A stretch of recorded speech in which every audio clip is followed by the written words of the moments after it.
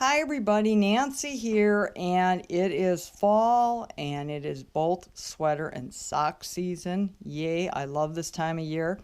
Anyways, not everyone likes to do toe-up socks. Some people like to do cuff down, but I am going to show you how to use the magic loop method and cast on two at a time, long tail cast on, and here's how it goes. Okay. I'm using a 32-inch needle here. It's okay, but 40, in my opinion, is much better when you're doing any of these methods.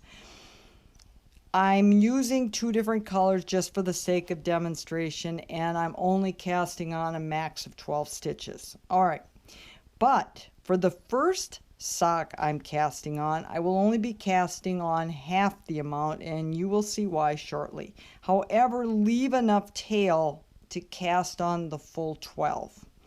So we're just going to put 6 stitches on the needle. Okay, easy peasy. Okay, 2, 4, 5. All right. Okay,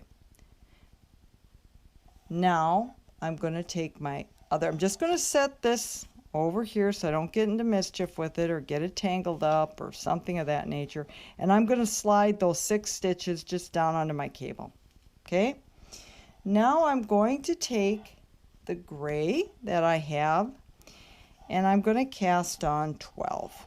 Okay, so long tail, just a basic cast on.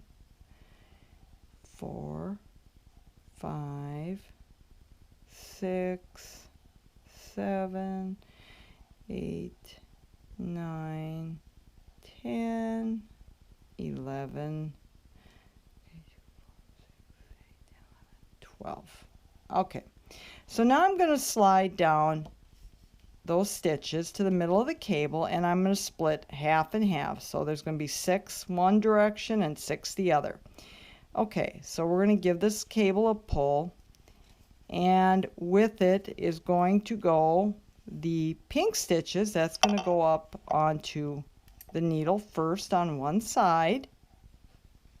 Okay, all right. So we're going to take that, and then we're going to slide these guys up and put them in their appropriate spot. I sure hope you can see what I'm doing okay here. I really don't have a big area of vision here. Okay, so you kind of want to get everybody up so you can see what's going on here. Okay, so we're going to turn. Okay, now I believe it's Kat Bordy that has always said, because she was the great inventor of socks sew on 2 circs. You see the pearl bumps? That's the wrong side of your work, and they should be kissing one another. Okay, so make sure right here and right now that you're not twisted. That's not going to do you any good. All right. So now we've got half of the sock cast on this needle, and I have to complete the other half. It's much easier than you think. All I'm going to do is continue on with my long tail cast on. I want to make sure though that the tail is closest to me. Okay, just like when you do your other cast on. So we're going to bring the tail close because I want it to match up. When they join together on the other side, I don't want it looking funky. All right, so here we go. I'm going to cast on the other 6 stitches, and I'm going to try to keep this snugged up because I don't want a bar forming there. Okay, so we got 1, 2, 3, 4, 5, 6. 2, 4, 6. Okay, so now we are totally and completely cast on. Okay, I think it looks pretty darn good. And now I'm going to show you how we're going to get them joined in the round. Now, if you've ever watched any of my other videos, you know I always cast on an extra stitch and make a nice tight joint. You can't do it when you work this method. It doesn't work that way. So you have to just rely on the old-fashioned way of just to start knitting, joining it in that manner, and then if it's a little loose, you just go back with the darning needle and some yarn and close it up a little better when you're done. Okay, so I'm going to pull my bottom needle, and we're going to begin. I'm going to do a round here so you kind of get the hang of it. But this is like super easy. I think you've already seen that. And my yarn split. Oh, well, what a day, right? Okay, so I'm going to give this a good tug just to try to close up that gap. But don't pull it so tight that you can't get your stitches over the join where the cable and the needle meet. I have been doing that, and it doesn't work so well. Okay, so now let's make sure nobody got twisted along the way here, and things shift, so you got to kind of watch that. All right. Okay, let's get him out of the way, and let's slide up. There we go.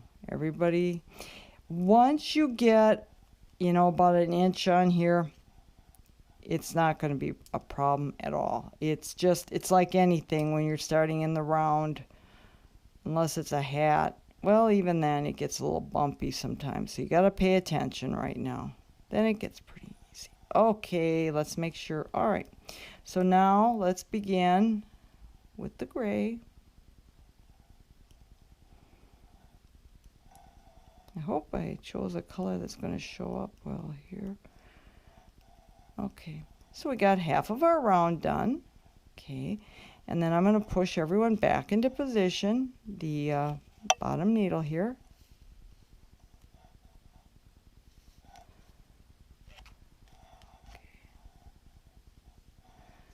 I was using my Addy to do this, but oh, that coil is just so naughty. I just can't deal with it. It's boinging all over the place. All right. It's a little fussy here right now, but you're going to get the idea of this. Okay. Again, I just want to make sure that nobody is twisted. Okay. All right. So now let's get our other half of our round done.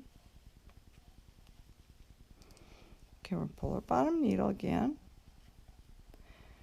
And I try to just pinch them together. It's really easy to get them inside out at this point.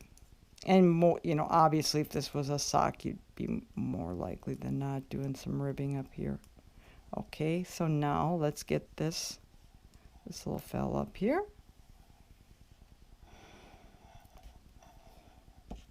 Okay.